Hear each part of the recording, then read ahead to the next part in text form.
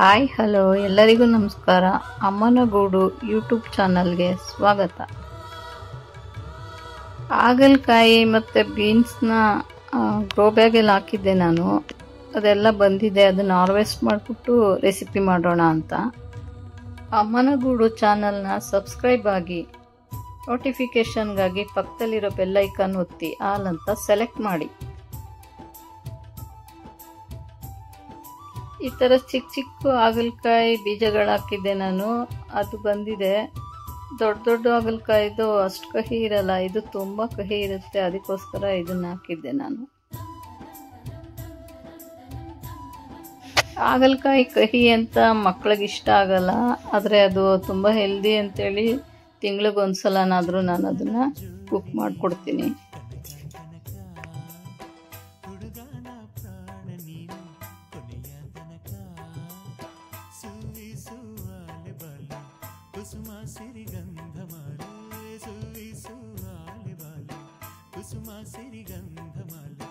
ಇವತ್ತಿನ ರೆಸಿಪೀಸ್ಗೆ ಇಷ್ಟು ವೆಜಿಟೇಬಲ್ಸ್ ತೊಗೊಂಡಿದ್ದೀನಿ ನಾನು.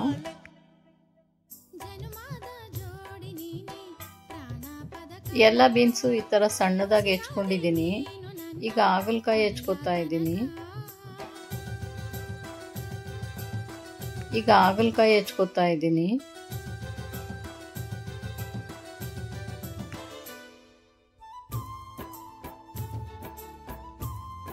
ನಾನು ಹಾಗಲಕಾಯಿನ ಈ ಥರ ಅಡ್ಡಡ್ಡ ಸೀಳ್ಬಿಟ್ಟು ತೊಗೋತಾ ಇದ್ದೀನಿ, ಯಾಕೆಂದರೆ ಅದರಲ್ಲಿ ಬೀಜಗಳಿದ್ರೆ ಅದು ಮತ್ತೆ ಗಿಡಗಳು ಮಾಡ್ಬೋದು ಅಂತೇಳಿ.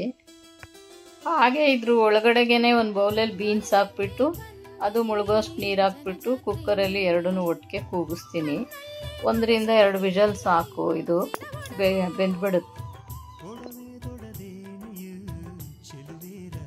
ಹಾಗಲಕಾಯಿ ಒಳಗಡೆ ಇಷ್ಟು ಕಡಿಮೆ ನೀರು ಹಾಕಿರೋದ್ರಿಂದ ಆ ನೀರೆಲ್ಲ ಏನು ಬೀನ್ಸ್ ಒಳಗೆ ಹೋಗಿ ಇದೆಲ್ಲ ಕಹಿ ಆಗಲ್ಲ.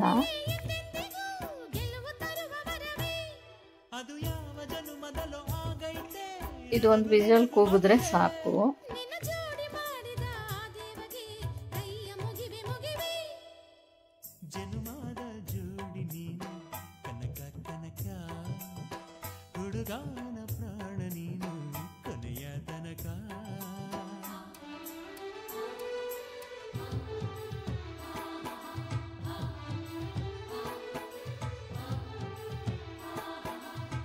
ಎಣ್ಣೆ ಕಾಯ್ದ ಮೇಲೆ ಅದಕ್ಕೆ 1 ಸ್ಪೂನು ಉದ್ದಿನಬೇಳೆ ಹಾಕ್ತಾ ಇದ್ದೀನಿ.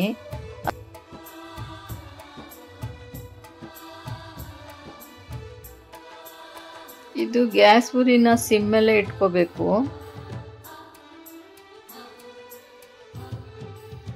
ಇದು ಸ್ವಲ್ಪ ಹಸಿ ವಾಸನೆ ಹೋದ್ಮೇಲೆ ಇದಕ್ಕೆ 1 ಕಾಶ್ಮೀರಿ ಮೆಣಸಿಕಾಯಿ ಹಾಕ್ತಾ ಇದ್ದೀನಿ, ಮತ್ತೊಂದು ಗುಂಡು ಚಿಲ್ಲಿ ಹಾಕ್ತಿದ್ದೀನಿ ಖಾರಕ್ಕೆ.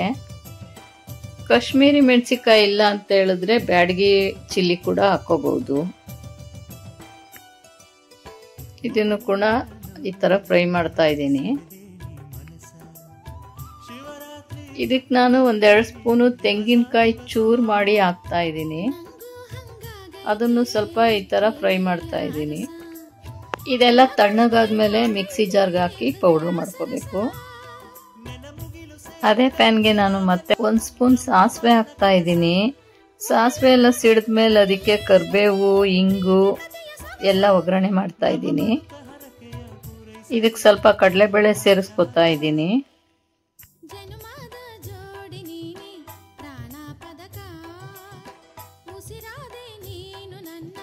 ಹಿಂಗ್ ಸೇರಿಸ್ತಾ ಇದ್ದೀನಿ.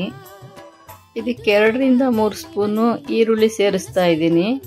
ಇದು ಹಸಿ ವಾಸನೆ ಹೋಗೋವರೆಗೂ ಫ್ರೈ ಮಾಡ್ಕೋಬೇಕು. ಈ ಥರ ಎಲ್ಲ ಫ್ರೈ ಮಾಡಿಕೊಂಡು ರುಚಿಗೆ ಬೇಕಾದಷ್ಟು ಉಪ್ಪು. ನಾನು ತರಕಾರಿಗಳು ಬೇಯಿಸ್ಬೇಕಾದ್ರೆ ಯಾವುದಕ್ಕೂ ಉಪ್ಪು ಹಾಕಿರಲಿಲ್ಲ, ಅದಕ್ಕೆ ಇವಾಗ ಸೇರಿಸ್ತೀನಿ ಒಗ್ಗರಣೆಯಲ್ಲಿ. ತರಕಾರಿ ಇದು ಒಗ್ಗರಣೆ ಎಲ್ಲ ಇಷ್ಟು ರೆಡಿ ಆದಮೇಲೆ ಇದಕ್ಕೆ ಬೇಯಿಸಿಟ್ಟಿದ್ನಲ್ಲ ಬೀನ್ಸ್ ಸೇರಿಸ್ತಾ ಇದ್ದೀನಿ. ಈ ಥರ ಎಲ್ಲ ಬೀನ್ಸ್ನು ಒಗ್ಗರಣೆಯಲ್ಲಿ ಸೇರಿಸ್ಬಿಟ್ಟು ಈ ನೀರನ್ನೇನು ಬಿಸಾಕೋದು ಬೇಡ, ಇದನ್ನು ಸಾಂಬಾರ್ಗಾರು ಸೇರಿಸ್ಕೋಬೋದು ಅಥವಾ ಉಪ್ಪು ಹಾಕ್ಬಿಟ್ಟು ಕುಡಿಬೋದು ನಾವೇನೆ.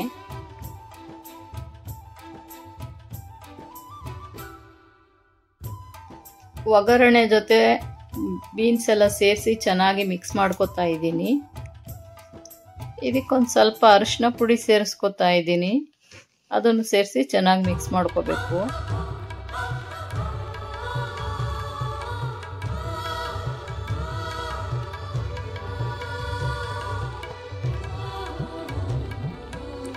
ಆಗಲೇ ಕಡಲೆಬೇಳೆ ಉದ್ದಿನಬೇಳೆ ಎಲ್ಲ ಫ್ರೈ ಮಾಡಿ ಎತ್ತಿಟ್ಕೊಂಡಿದ್ವಲ್ಲ, ಅದನ್ನ ಮಿಕ್ಸಿ ಜಾರ್ಗೆ ಹಾಕಿ ಸ್ವಲ್ಪ ತರ್ತರಿಯಾಗಿ ಪೌಡ್ರ್ ಮಾಡ್ಕೊಂಡಿರೋದನ್ನು ಸೇರಿಸ್ತಾ ಇದ್ದೀನಿ.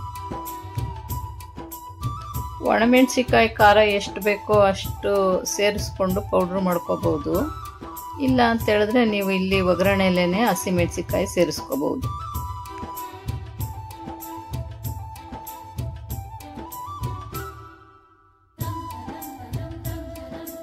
ಎಲ್ಲ ಚೆನ್ನಾಗಿ ಮಿಕ್ಸ್ ಮಾಡಿದ್ಮೇಲೆ ಬೀನ್ಸ್ ಪಲ್ಯ ರೆಡಿ ಆಯಿತು. ಇದನ್ನ ಕೊತ್ತಂಬರಿ ಸೊಪ್ಪಿಂದ ಅಲಂಕರಿಸಿದ್ರೆ ಆಯಿತು, ರೆಡಿ ಟು ಈಟ್.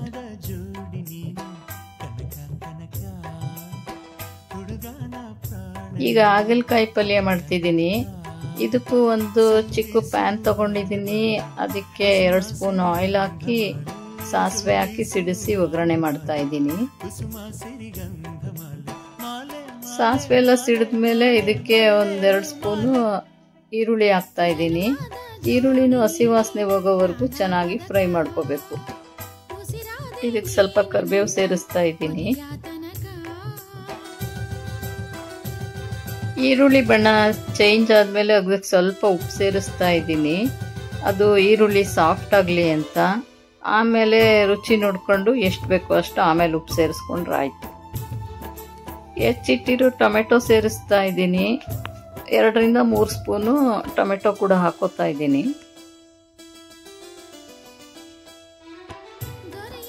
ಟೊಮೆಟೊ ಎಲ್ಲ ಬೆಂದು ಈ ಥರ ಸ್ಮ್ಯಾಶ್ ಆಗಬೇಕು.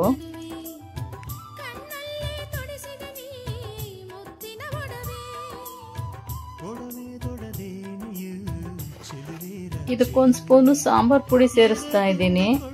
ಸೇರಿಸ್ಬಿಟ್ಟು ಸ್ವಲ್ಪ ಅದನ್ನು ಬೇಯಿಸ್ತಾ ಇದ್ದೀನಿ ಟೊಮೆಟೊ ಜೊತೆ ಮಿಕ್ಸ್ ಮಾಡಿ. ಈಗ ಬೇಯಿಸಿ ಇಟ್ಟಿದ್ದ ಹಾಗಲಕಾಯಿ ಇತ್ತಲ್ಲ, ಅದನ್ನ ಮಿಕ್ಸ್ ಮಾಡ್ತಾ ಇದ್ದೀನಿ. ಹಾಗಲಕಾಯಿ ಬೇಯಿಸಿದ ನೀರೇ 1-2 ಸ್ಪೂನ್ ಹಾಕ್ಬಿಟ್ಟು ಈ ಥರ ಮಾಡ್ಕೊತಾ ಇದ್ದೀನಿ ನಾನು. ತುಂಬ ಗಟ್ಟಿಯಾಗ್ಬಿಟ್ಟಿತ್ತು ಒಗ್ಗರಣೆ, ಅದಕ್ಕೆ ಗೊಜ್ಜಂಗೆ ಬೇಕು ಅಂತ ಹೇಳಿದ್ರೆ ಇದೇ ನೀರನ್ನ ಸ್ವಲ್ಪ ಜಾಸ್ತಿ ಹಾಕ್ಬಿಟ್ಟು ಗೊಜ್ಜು ಥರನೂ ಮಾಡ್ಕೋಬೋದು. ನಾನಿಲ್ಲಿ ಪಲ್ಯ ಥರ ಮಾಡ್ತಾ ಇದ್ದೀನಿ. ಈ ಥರ ಮಿಕ್ಸ್ ಮಾಡ್ತಾ ಮಾಡ್ತಾ ಇದನ್ನು ಬೇಯಿಸ್ಕೋಬೇಕು. ಆಗ ಸ್ವಲ್ಪ ಉಪ್ಪು ಹಾಕಿದ್ದೆ, ಈಗ ಸ್ವಲ್ಪ ಸೇರಿಸ್ತಾ ಇದ್ದೀನಿ ರುಚಿಗೆ ಬೇಕಾದಷ್ಟು.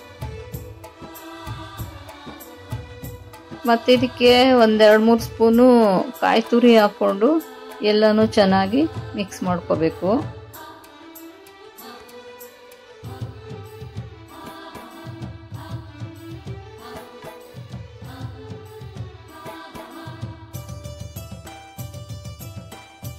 ಮೇಲೆ ಕೊತ್ತಂಬರಿ ಸೊಪ್ಪು ಉದುರಿಸಿದ್ರೆ ಹಾಗಲಕಾಯಿ ಪಲ್ಯ ರೆಡಿ ಆಯಿತು.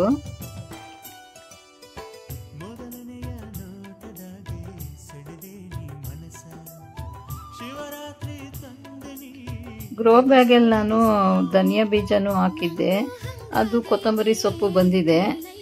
ದೀಪಾವಳಿಗೆ ನಾನು ಇಟ್ಟಿರ್ತೀನಿ ಪೂಜೆಗೆ ಕುಬೇರ ಕುಂಡದಲ್ಲಿ ಧನಿಯಾ ಬೀಜಗಳನ್ನ, ಅದನ್ನು ಹಾಕಿದ್ದೆ ನೋಡಿ, ಅದು ಬಂದಿದೆ, ಚೆನ್ನಾಗಿ ಬಂದಿದೆ. ಅದು ಹಾರ್ವೆಸ್ಟ್ ಮಾಡ್ಕೊತಾ ಇದ್ದೀನಿ.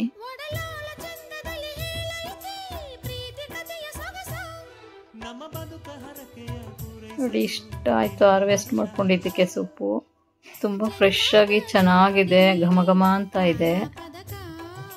ಈ ಥರ ನಾನು ಬೇರ್ನೆಲ್ಲ ಬಿಡಿಸಿ ಸೊಪ್ಪು ಬೇರು ಎಲ್ಲ ಸಪ್ರೇಟ್ ಮಾಡಿ ಇಟ್ಕೊಂಡಿದ್ದೀನಿ.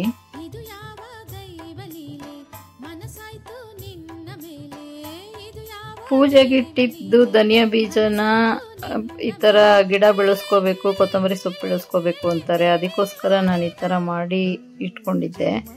ನೋಡಿ ಇವಾಗ ಹಾರ್ವೆಸ್ಟ್ ಮಾಡಿರೋದ್ರಿಂದ ನಂಗೆ ಇಷ್ಟು ಸೊಪ್ಪು ಸಿಕ್ತು.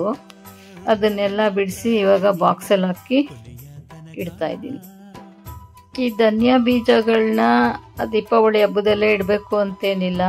ಶುಕ್ರವಾರ ನಾವು ಲಕ್ಷ್ಮೀ ಪೂಜೆ ಮಾಡ್ಬೇಕಾದ್ರೆ 10 ಕಾಳನ್ನಾರು ಇಟ್ಬಿಟ್ಟು ಪೂಜೆ ಮಾಡಿ ಈ ಥರ ಗಿಡ ಬೆಳೆಸ್ಕೋಬೇಕು ಅಂತ ಹೇಳ್ತಾರೆ. ಯಾಕೆ ಅಂದರೆ ಅಮ್ಮನವ್ರಿಗೆ ಧನಿಯಾ ಕಾಳುಗಳು ತುಂಬ ಇಷ್ಟ ಅಂತೆ, ಅದಕ್ಕಾಗಿ ಈ ಥರ ಮಾಡಿ ಅಂತ ಹೇಳ್ತಾರೆ. ಸೊಪ್ಪೆಲ್ಲ ಬಾಕ್ಸಲ್ಲಿ ಹಾಕಿ ಅದನ್ನು ಟೈಟಾಗಿ ಮುಚ್ಚಳ ಹಾಕ್ಬಿಟ್ಟು ಒಂದು ಕಾಟನ್ ಬ್ಯಾಗಲ್ಲಿ ಹಾಕ್ಬಿಟ್ಟು ನಾನು ಅದನ್ನು ಸುತ್ತಬಿಟ್ಟು ಫ್ರಿಜ್ಜಲ್ಲಿ ಇಟ್ಬಿಡ್ತೀನಿ. ಅದು 15 ದಿನ ಆದರೂ ಸೊಪ್ಪು ಫ್ರೆಶ್ ಆಗೇ ಇರುತ್ತೆ ಚೆನ್ನಾಗಿ. ಈ ವಿಡಿಯೋ ನಿಮ್ಗೆ ಇಷ್ಟ ಆದಲ್ಲಿ ಲೈಕ್ ಮಾಡಿ, ಶೇರ್ ಮಾಡಿ, ಸಬ್ಸ್ಕ್ರೈಬ್ ಮಾಡಿ ನಮ್ಮ ಚಾನಲ್ನ. ಧನ್ಯವಾದಗಳು. ಇಲ್ಲೇನೋ ಹೇಳಿದ್ದೀನಲ್ಲಪ್ಪ.